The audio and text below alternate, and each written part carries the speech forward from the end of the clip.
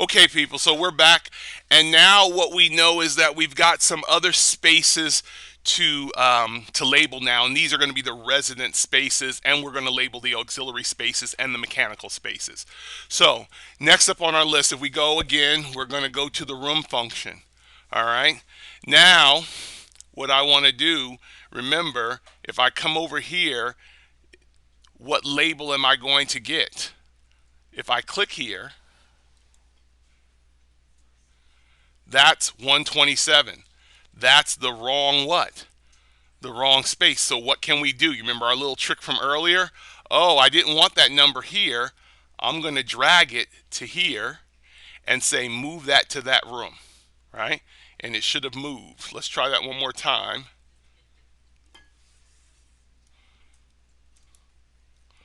Let me pause. Okay, people, let's try that. I just need to zoom in a little closer and actually grab my what. If I tab around, I want to make sure I get that X and grab my room and then drag that all the way over to here and say, please move that to the room. So that's 127, right? So now I'm going to just go back and forth, right? And I'll pause the video while I do this.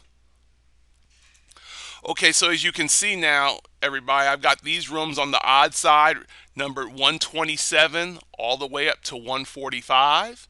And on the even side, room 128 all the way up to what? To number 146. And all of these rooms, I won't do this on the video, but these are all resident rooms.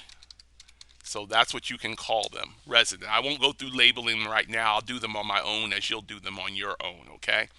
Now the last two that we need to label are going to be on the outside, and these are sort of auxiliary rooms because they're not special rooms that we're just going to let anybody go into, and they're off the corridor. So we have opportunity to label these rooms that way. What do I mean by that? Well, I'm going to click in here, and I'm going to go to room, and I'm going to label, believe I should be on the odd side this time, and I'll click this room here, and I'm going to click this room here. All right.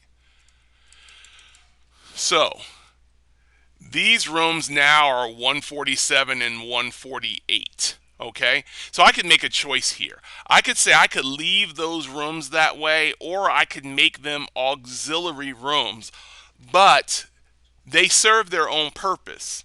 So 147 and 148 are going to be fine for them. So what I'm going to do is just call this mechanical east, and this will be mechanical west. However, when I go down to these rooms, these little rooms that are off the what, the nursing or the nursing areas where we talked about the medications and things like that being kept, I'm going to click here and I'm going to call this room, once I get in here, it's going to label it 149, but I'm going to go in here and I'm going to change this to 108A. Okay? And then I'm going to do the same thing over here. Let's see if it follows suit. If I go over here and click this, it named it 108B. So it kind of picked up on what I was doing. And that's the auxiliary space I was kind of talking about. Now, we may have some other auxiliary spaces in here. We actually will, but we're not going to worry about them right now. We've got all our spaces right now with the exception of one or two that we are going to label, but I want to show you something else now that's going to be helpful to you to know in the future, okay? If I was to zoom into this resident room, and I'll go ahead and label it, notice that it is taking the square footage, and we know where it's taking the square footage because it's drawing this red line around the room. We don't want to make these bathrooms an auxiliary room. They're part of the resident room. But we want them counted in the square footage. So we have to use a Revit feature that's buried a little deeper that most of us maybe don't know about. What is that feature? If I click this wall and I hover and I hit the tab key and I click that, notice over here there's a feature. It's called room bounding.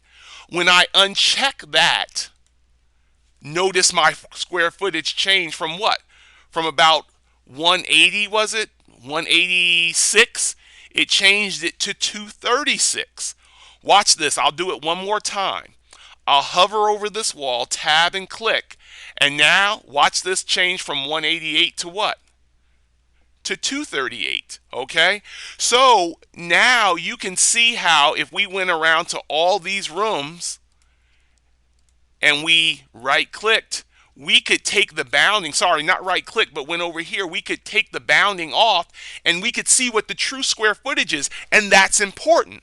The reason it's important is because we are charging these residents not just by the services we provide, but the primary square footage that they are occupying. Okay, so you'll want to make sure you go to all your resident rooms, and as you label them, turn off the room bounding for the walls that lead to the bathroom. Okay, we'll go ahead and stop this video and move on to our next one.